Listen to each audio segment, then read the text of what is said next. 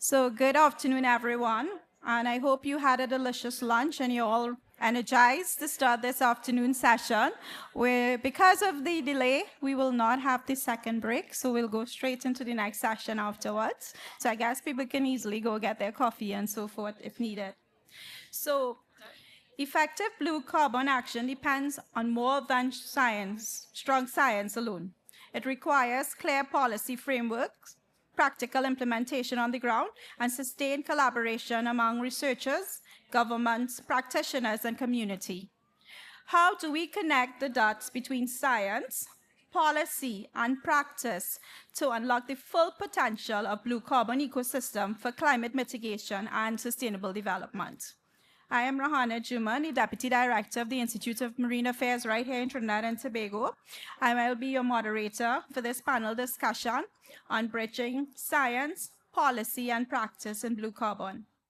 Before we jump into the discussion, I would like to invite Dr. Preeya Mohan, Senior Fellow at Sir Arthur Lois Institute of Social and Economic Studies, to set the tone for discussion with a presentation titled Building Caribbean Resilience Through Blue Carbon, Bridging Science, Policy, and Practice. A little bit about Dr. Mohan. Dr. Preeya Mohan is a senior fellow at the University of the West Indies, St. Augustine, and a lead author for the IPCC Assessment Report number 6. She was in working group number 2. Her research focuses on climate finance, loss and damage, and Caribbean resilience. A recipient of the Salimul Hull Memorial Scholarship, Dr. Mohan specializes in the intersection of climate disaster and economic development, providing the innovative framework necessary to navigate the region's unique environmental challenges. Please welcome Dr. Preeya Mohan.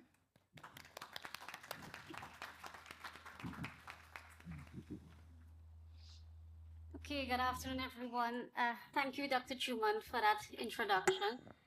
I hope we're all well fed and not too sleepy. So we've only had half a morning so far in this conference, and the speakers were all so fantastic already. I don't know if I'm actually going to add anything new because so much has already been said. But I hope that I can bring a more Caribbean perspective this afternoon.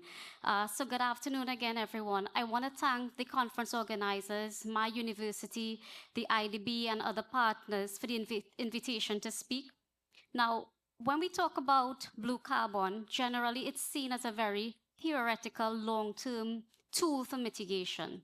But for us here in the Caribbean and in Latin America, this is really a vital resource for building our resilience, protecting livelihoods, and really unlocking climate finance. So I just remember that I do have slides as well. So in order to really increase our participation in blue carbon, we must firstly value our assets. Simply put, we cannot manage what we don't measure. We had a lot of emphasis on data, AI, and building data systems this morning. So here in the Caribbean, the blue economy contributes just about 18% of our regional GDP. Nearly a fifth of our 18% of our regional GDP, and it represents as much as 27% of the global ocean economy. And while we still rely on traditional sectors like tourism and fishery, which do support our most vulnerable groups, we have been seeing some shifts in high growth areas like renewable energy and biotechnology. And these are really the sectors that are going to build our climate resilience and create high-skilled green jobs going forward. We have the example of sargassum most recently in the region, where sargassum has been a real nuisance. And through research at the university, sargassum is now being transformed into biofertilizers and renewable energy. We've also been using our biodiversity to explore high-value pharmaceuticals and cosmetics. We see Caribbean sponges being used for research for their anti-inflammatory and anti-cancer properties. So now looking at some of the key metrics, just 10% of global coral reefs are found right here in the Caribbean. 18% of seagrass beds are found here in the Caribbean, and 12% of global mangroves are found in the Caribbean. And we have 1,400 species of fish. Looking at some key indicators, you would see that blue carbon potential is extremely high here. For Barbados, its exclusive economic zone is 400 times its land area. For Antigua and Barbuda, the figure is 200 times. In terms of sequestration, we have Cuba and Guyana holding the largest regional mangroves of over 900,000 hectares. We have Belize with fish production of over 187,000 metric tons. Looking at our blue carbon ambition through our NDCs, our nationally determined contribution, we see that our adaptation goals are very high. Caribbean countries intend to prioritize coastal zone management, mangrove restoration, and social protections like insurance to fisherfolk. When looking at our mitigation ambition for blue carbon, we see that Caribbean NDCs didn't really have much mitigation targets, but there were some exceptions. So Belize aims to remove 381 kilotons of CO2 via mangroves by 2030. Haiti is committed to conserving 10,000 hectares of its mangrove, and Dominica is intending to transform its ports to 100% renewable energy by 2030. Now, we do have high ambition for our blue carbon economy in the region, but this all depends on having the financing, the technical capacity, and the institutional frameworks in place if we are to really implement these targets. So looking at the key challenges, our blue ecosystems face high destruction from disasters and climate change impacts. So our keynote noted the impact of the hurricanes in Colombia this morning. So Hurricane Melissa recently in Jamaica would have destroyed 2,000 hectares of mangroves. Now, compounding these disasters would be localized stresses like marine pollution and overharvesting. We also face a critical data measurement problem. And again, a lot of this was said this morning. We cannot monetize what we do not measure. So we lack the standardized data needed to accurately quantify our blue GDP, our blue economy, and blue carbon. What this does, it makes our carbon projects appear risky to investors with low rates of return. And of course, we know investors require precise metrics before they commit large-scale. Small projects can be scaled up. Also, we need to scale up our innovative financing solutions. And as I said, we are pioneers in that area. Bahamas has done it, Barbados, Belize. So how do we scale up these solutions across the region as a whole? So that's it. Thank you, and I look forward to joining the panel discussion.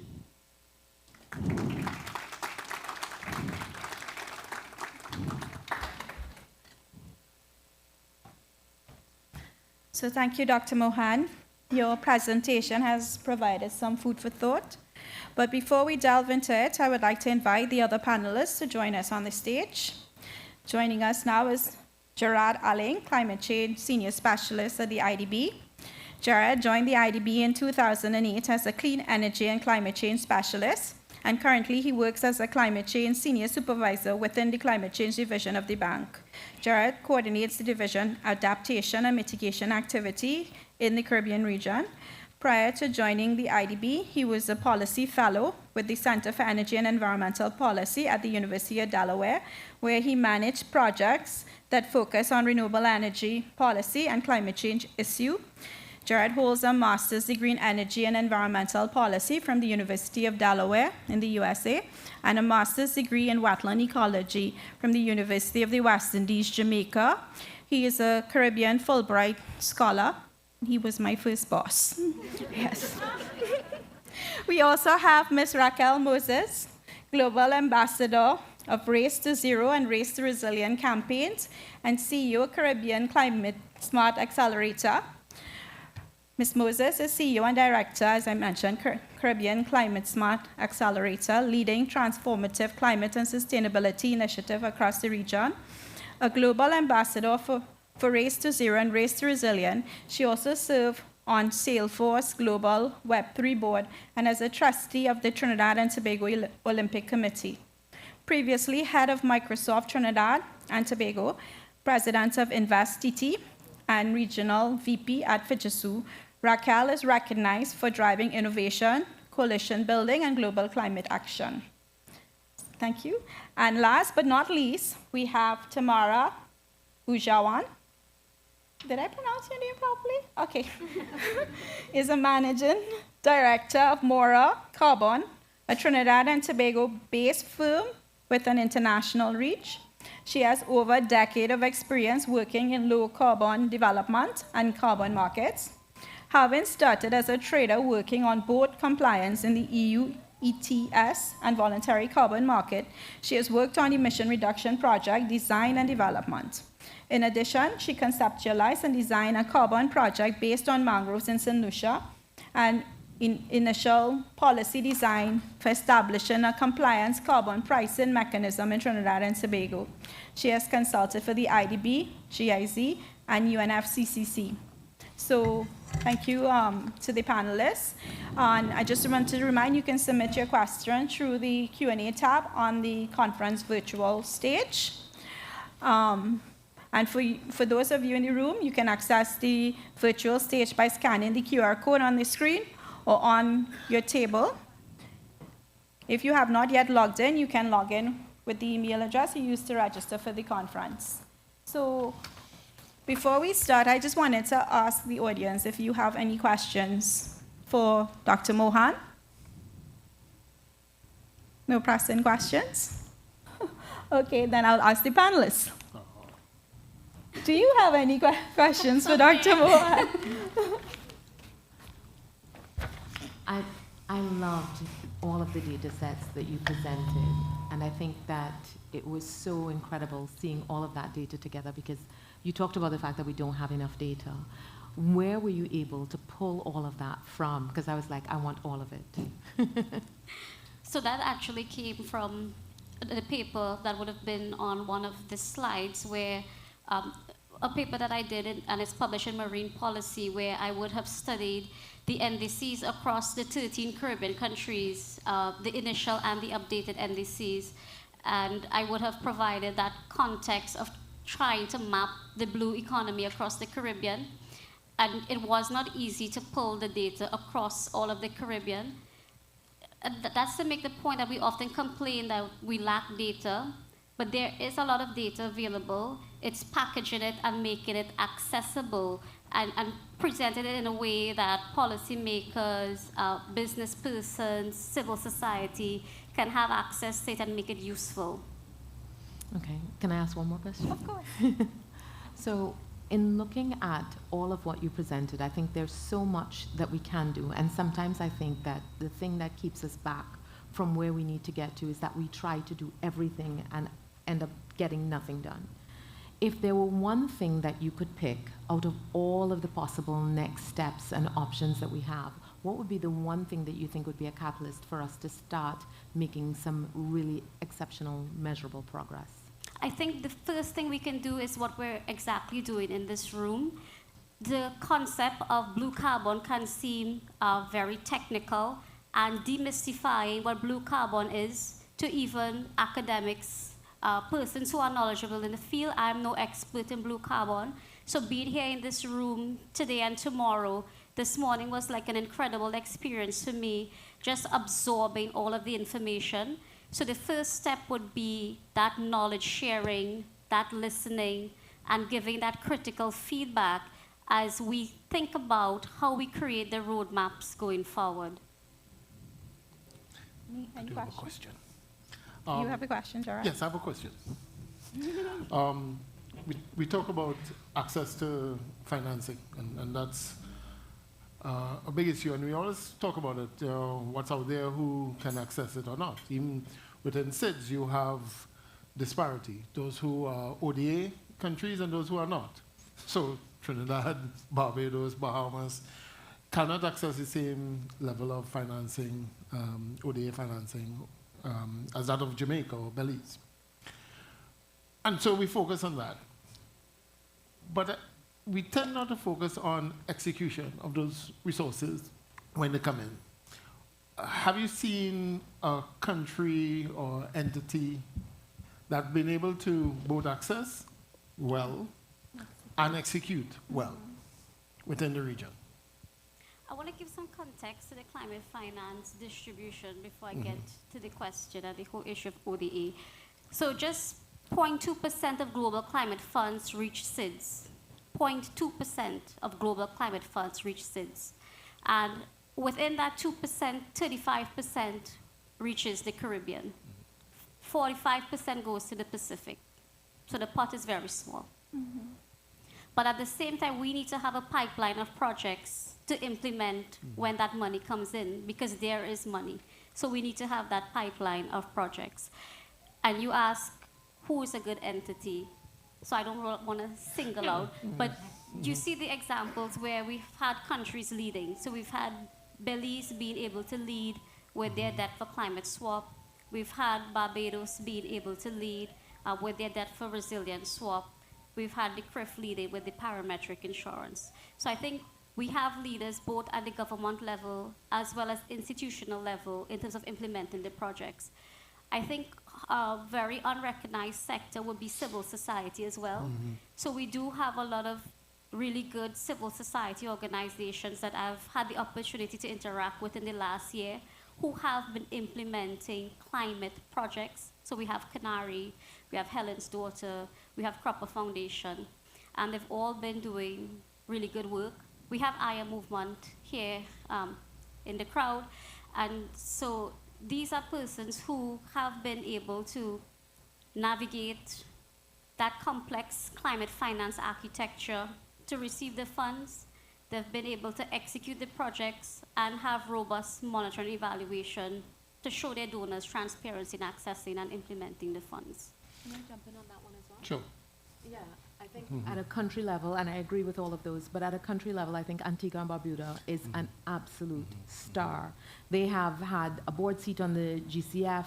They have, when you look at the Caribbean versus the Pacific on access to GCF funding, we pale by comparison with one exception, Antigua and Barbuda. They know how to prepare their projects, they know who to go after for money, and Ambassador Blacklane, who has led that effort, is incredibly generous with her time and willingness to share what she has done to be able to do that.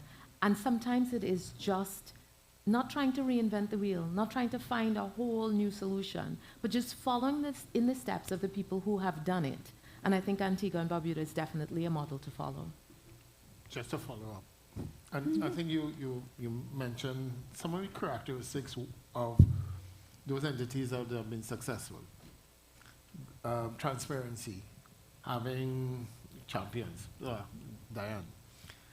Are there any other things? Because I think for people who are going after blue carbon projects and carbon markets, they need to know these things. These are the things that you have to have in place in order to have a successful project. So anything else that you can say, well, you know, besides the champion, besides the transparency, anything else that you think we should take note of? Definitely the data. We do have the data sets, so the 5 Cs do have an incredible amount of climate data. CIMH also has a lot of climate data, and even as researchers, I'm not fully aware of all the data sets. So making that data set available to persons at government level who will be going after these funds, educating them as to how to use the data, that would be an important first step in going after these funds, especially in the area of blue carbon, because it's, as I said, it's highly technical, and the mapping of the carbon. We heard all about the programs this morning, but we do have data lying there that can be useful, and it's really how to convert that data into something being useful to access the funds. Thank you. So that would be one of my questions to the panel. How can blue carbon science be better packaged to meet the needs of policymakers and climate financiers?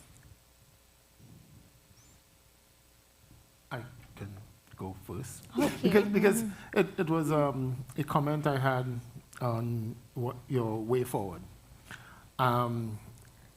And part of the issue is translating all this complex information or data into useful information. The same thing that within the realm of climate change we have had. Yeah. Yeah, serious modeling, we heard this morning, or TLS, you'll hear more about it. And I'm sure people in the audience like TLS or even blue carbon.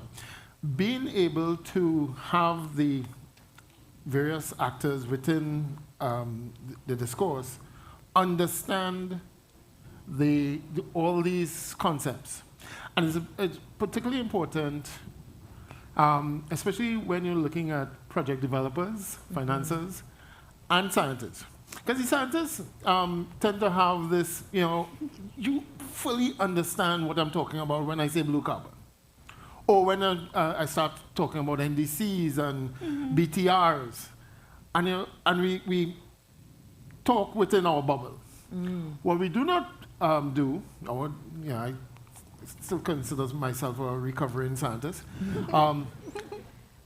is being able to translate all that information, that data, into useful information so that the investors can say, okay, I do understand what it is. I know what your output is, so that now it becomes an input into my project profile, my portfolio of projects, what I require as an investor. And you do have some sustainable investors now who are in that space, who understand the science. And there's scientists who are translating that information. And I think when you look at the Blue Carbon program, being able to have all of you here, who are not all scientists, but from different backgrounds, being able to talk and interact and being able to understand each other. So I think, and it's all part of the sensitization that we need. So a very long response. One of the things I think is missing, though, is that we have very few policymakers in here, unfortunately, because I think they are more challenging than the investors. You're seeing investors coming now and saying that, they're interested in blue carbon and so on, but to put the policies in place and get the policymakers on board, that I think has become a challenge. But could I just, sorry. Yeah. I do think that we have far more opportunities than we have challenges. And I think sometimes we focus on what is the most difficult thing to solve versus what is the easiest opportunity before us. One of the things that we find, and we have a data set as well, we have our Climate Smart map. You can find it at map.caribbeanaccelerator.org. And we bring all sorts of data sources together, which is why I was so keenly interested in your data, because I think the more that we amass data into a single place that makes it really easily usable, the more we get people making decisions based on good data. But we will find that people will prepare a project for us, and they don't have measurable outcomes. And when they do have measurable outcomes, they're measurable outcomes that we clearly don't care about. And then it's being able to match the funds you're looking for with the investor or donor that you're going to. There are some impact investors who are looking for commercial returns. If you know that your project does not deliver commercial returns, do not waste your time or theirs going to them. If your project does not have a commercial capacity, then it excludes a whole lot of donors from you, and you need to think about, does this make sense for me and my project if it doesn't, if it will always need grants to continue? So it is about thinking critically. The other thing that we see as low-hanging fruit is that there is a lack of financial literacy across the board in many of the projects that we see. And there is so much information available generally that if we could just get people more financially literate, they will present their projects better and they'd be able to match with funding. As another solution, our Climate Smart map has the donors from 2015 to 2021. And this is something that we've gotten access to from the Caribbean Philanthropic Association. I don't want to call their name incorrectly, but it was the Tides Foundation and Open Society Foundation commissioned this data. All of the donors to the region from 2015 to 2021, what they donated to, which country, what project. And so by taking a look at who are the unusual suspects, the people that we're not going to as much, but who have donated to the region.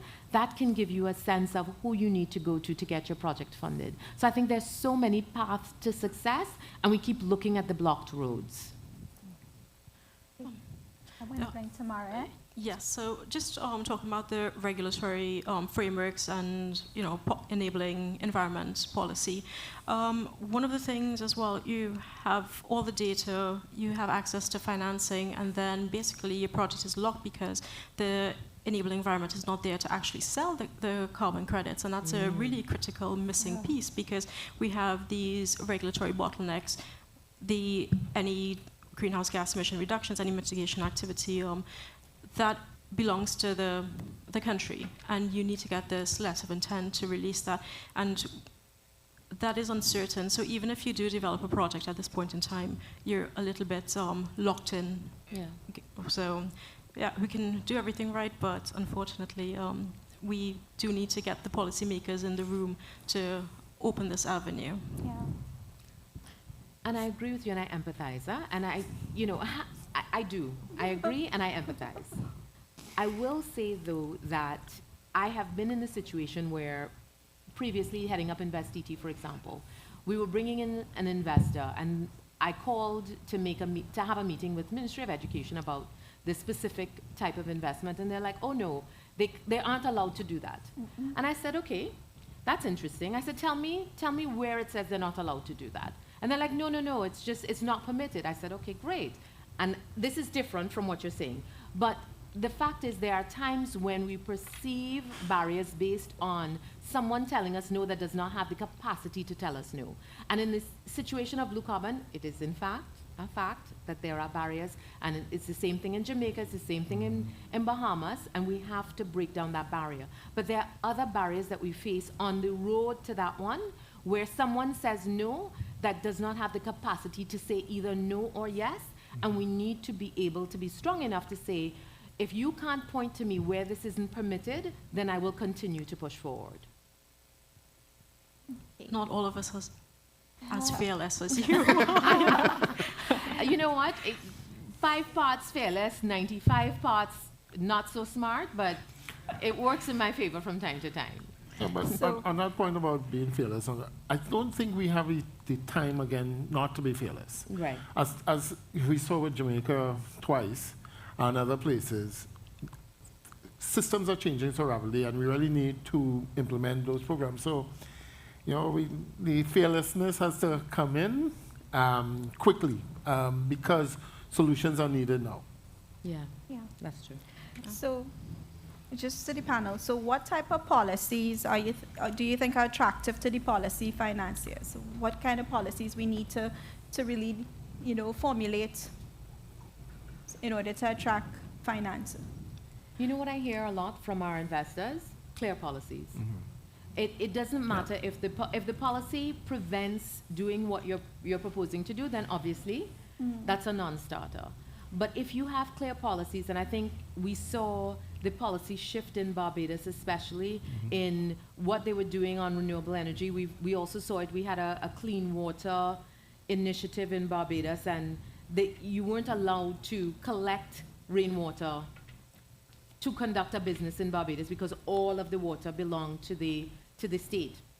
And so just in a water scarce place, you do not want to restrict access to water. So, and they changed the policy, and then lo and behold, you saw a lot more projects taking place now where people were recycling or rainwater harvesting, and then, running a more circular economy, which is what you want. So clear policies is the first thing, and then making sure that you are pursuing with the right people the policy changes that you want. I don't know if many of you know Vandana Mangroves. She's done a lot of really great projects. I'm a huge fan of hers. And I remember meeting with her and telling her about a waste project that we had shut down because of some prohibition in the recycling statute here. Yeah. And she was like, oh, that's no longer a problem. I was like, that's impossible. I was fighting for that for years. And she's like, no, sorted.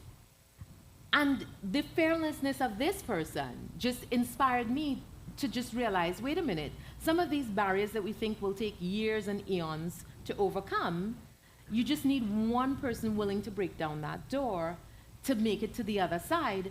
And so we hadn't even moved forward with our project because we thought that the prohibition was still in place. Lo and behold, there was a change. And so we have to start thinking through who are the one or two people that are in between where I need the policy to be and where I am that can help me to break through so that the opportunities that are available for blue carbon can be materialized. Okay. Any questions from the audience for the panel? No?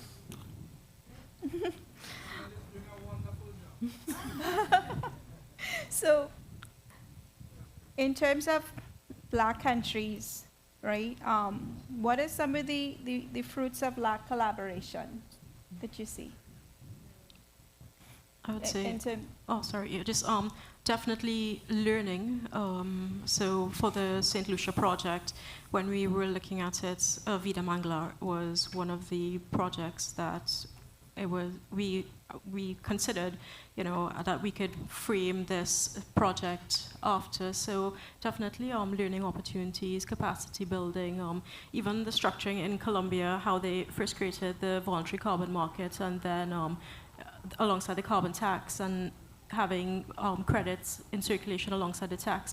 I think that is something that could be quite useful, especially here in Trinidad, where we have to consider implementing some kind of compliance carbon system, especially that now that some entities would be covered by CBAM, we have to consider how we would include that in some sort of common pricing mechanism. So this could actually ease a transition in that you have actual emission reduction projects or carbon capture projects through some nature-based solution and then have that circulating within the economy as opposed to looking for corresponding adjustments or selling that externally. It breaks it gets through that initial hurdle, that barrier of trying to sell your credits abroad. So I think Colombia could be a good example to have that sort of parallel system, the voluntary alongside the carbon tax and compliance. So.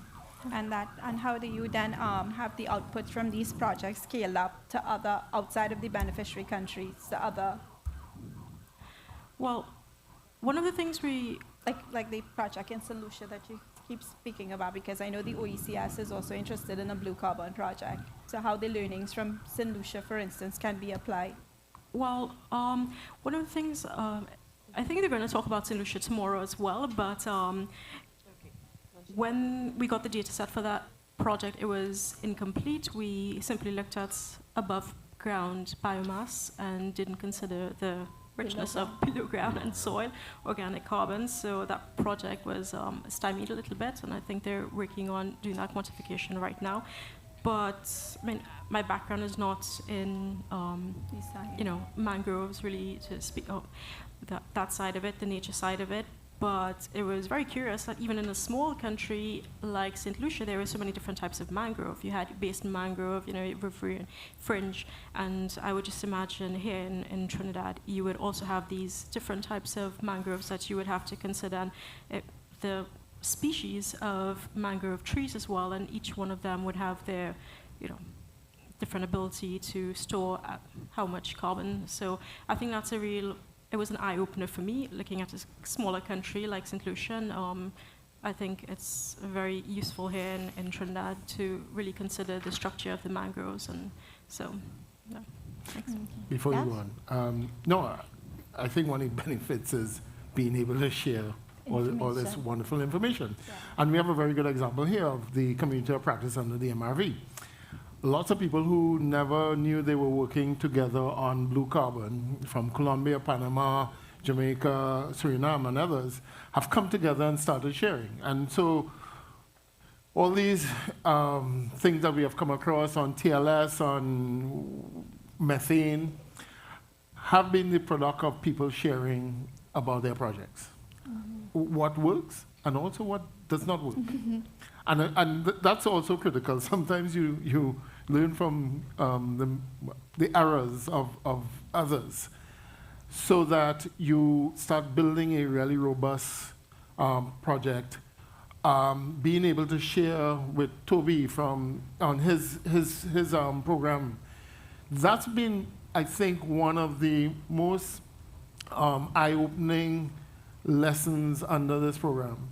And I think we need more of that. And it's not new because many years ago, and dating myself, there was a huge program on measuring productivity in marine systems on mangrove seagrasses and coral reefs across marine labs within Latin America and the Caribbean. It was a small, it lasted like 3 or 4 years. But to this day, papers are still coming out. And we have built a lot of our knowledge on how productivity systems are based on that coming together of, and I think Francisco and Captain was part of that, And it's, that sort of collective effort, especially in a region where you have limited capacity, not just in terms of institutions, but as people. Yeah. And maybe the one person in St. Lucia doing everything on mangrove seagrasses, coral reefs, and other environmental agreements and areas. But if that person knows, I know Dr. Naipaul, who is working in Suriname, I can tap into his knowledge. That reduces that knowledge gap and that capacity gap. Yeah, sure. I just want to add to the lessons from LAC. So we've had Colombia, Mexico, Chile implementing their carbon markets. So apart from the legal and regulatory frameworks, we need to understand the political strategy used because a carbon tax is very unpopular politically. So how do we craft that political strategy and buy-in so that our politicians are willing to implement that carbon tax as a first step? So I think that is an important lesson to learn from the LAC countries that we need to adopt here in the Caribbean. But I think we have such an opportunity, right, with CBAM, because we have a vested interest in ensuring, from a carbon perspective, that we are compliant.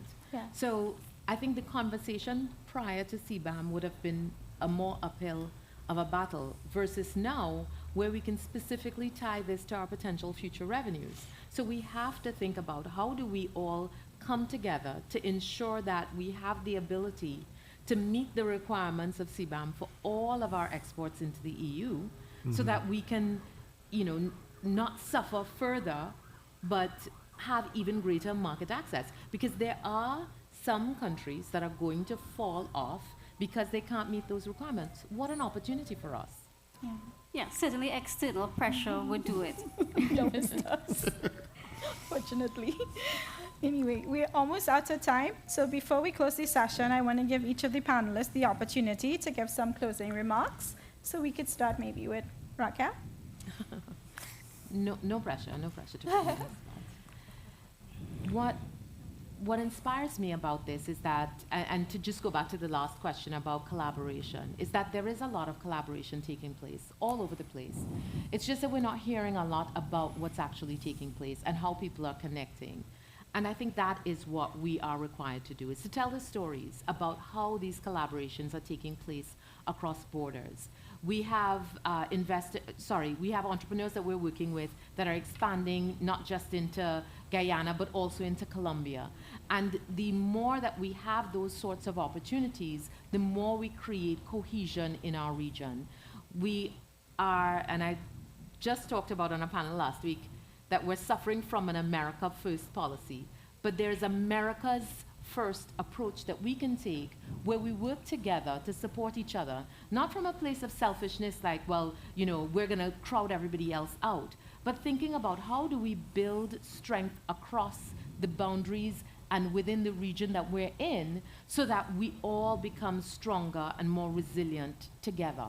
So I think it's to tell the stories, to seek open opportunities, to reach across the borders with your projects, and to work cohesively so that we have more stories to tell. Thank you. Derek? Just quickly, two things. We need to be agile. Things are changing rapidly. New instruments are coming in. And we need to be able, and you had something about being able to pivot. We need to be able to pivot. We need to be able to, in the midst of our program, look at, can we use technology? Can AI is coming in and being applied in ecosystem management. We need to be able to incorporate new ideas, not fully change the whole program, but being able to adapt those ideas to our program. And part of the reason too is systems are changing rapidly. So when you may have designed a project 2-3 years ago, some of your ideas are already outdated. Systems are not waiting for you. And so we need to, in the midst of it, be very dynamic, not static. And so sometimes it's really difficult to do that because, we have our project idea and this is how it's going to go. But being able to adapt as we go along and incorporate all these new ideas, new way of thinking, new approaches to financing, etc. The other thing that we also have to think about is sustainability.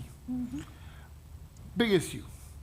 We always think about, yes, we're implementing a project, but how do we sustain it? And we have heard some of those ideas about being able to sustain these efforts. Because at some point, we will move off the stage. Literally, in the next couple of minutes. We will move off. Who is there to continue these efforts? And so in all our implementation, and we have to ensure that there's some sustainability of efforts. And the community of practice, I always refer to it, it's one of the ways that you can sustain these efforts. New people are coming in, especially younger researchers, younger scientists, younger policymakers. And being able to have that community of practice to be able to share and to tell the stories. Yeah, and we do have stories, but we need a platform to tell those stories. There was one thing I forgot to mention was IDB's Reinvest Plus, and it went back to something that you had mentioned about the investors see our region as being risky. And I think that Reinvest Plus by IDB is so innovative because what you do then is to focus on having local investors take up the initial investment and risk, and then you farm out to foreign investors once those assets are already performing, so that you understand the perception of the level of risk once the asset has performed. And I think that is, hats off to IDB for that. Thank you. So across the board, across the Caribbean islands, blue economy is critical to our livelihoods. And I think with this, blue carbon MRV project, it's very appropriate and so needed. What we're seeing right now is a premiumization of carbon credits, and this allows us to be able to play in that field to actually access, those premium dollars for any carbon that is stored. And, we're focusing on things like transparency, governance, sustainability, and integrity of these carbon credits that could potentially be generated. So I just concluding, getting back to the theme of this being MRV. It's really critical, and it allows us really to access that market. So yeah. So you get the last word, Preeya. I think blue carbon solutions should really be science-based. Nature-based solutions in general should be science-based. So it's very important for research and development in these areas. It's very important to build technical capacity and training in these areas. So that comes with education, knowledge exchange, and breaking down silos. Yeah, I agree with that, and I could tell you that I don't think a lot of the policymakers understand that. So maybe we could have you have a conversation with them, because I work for a research institution, and we get a lot of cuts in funding. So I understand and how important that is. Anyway, I don't know if anybody has any final. Oh, we have a question. Okay, this one. Hi, this was to kind of backtrack to when we were talking about policy. I don't know if people in the room know about the Escazú Agreement. It's the first agreement on the planet that supports rights of environmental defenders as well as access to information and public participation. Trinidad recently ratified it. We would be the 19th country. It's for both Latin America and the Caribbean. And the reason I want to make a comment and probably sequester some sort of feedback is we keep talking about policy and reform. How do we connect these agreements and MEAs translated on the ground in each country? Especially this one with SCAZU, which we keep talking about data and access to data. How do we translate that in Trinidad, even though we just ratified it? And how do we learn from Latin America and the Caribbean, Latin America, which is way ahead of us in SCAZU, to apply it to the specific role and function we're playing right now? We're talking about carbon and blue economy, but it applies to a lot of environmental work, INDCs, and I would say it applies to everything we do in the environment and climate change because it's about data. So how do you think we need to get the funders, the policymakers, and those that work in data and research to translate these policies and laws into local content and local implementation? Especially one as important as SCAZU, which every time I talk about it, there are many people who don't know about it. And it's such an important piece of legislation. Thanks. Anybody who knows enough on the panel about it? I think you could answer that coming from the IMA. It's, you know, we takes a lot of these things take a lot of discussion, collaboration, consultation, and then, as was said earlier, we need very clear policies, and we need to be transparent as well, because we run into problems when there's no transparency. Right, and this agreement is to support transparency, trust. We were talking about reducing fear, and in small populations and small land masses like the SIDS, I know that exists. There are a lot of entities that fear lobbying too hard, or you know, actually working together on very hardcore initiatives for call to actions and advocacy because of fear of persecution. So a lot of times when, like for right now, the Institute is starting to develop a marine spatial plan for the Gulf of Paria. And you have information, data, and then you also have misinformation, and you need to manage both because that creates conflict. And the whole idea of having an MSP is to address conflict. So it takes a lot of work, a lot of effort. It sometimes takes a lot of money because you have to go out there and meet and treat with things, but it's a work in progress. And we just have to keep on. I think it's important, Trinidad, for us to have lobbies, you know, people lobbying for change, for things to happen, especially younger folks, you know, to get engaged in these kind of activities and try to be the change agents. So anyway, with that said, I would like to thank, I would like us all to thank the panel for such an enlightening discussion.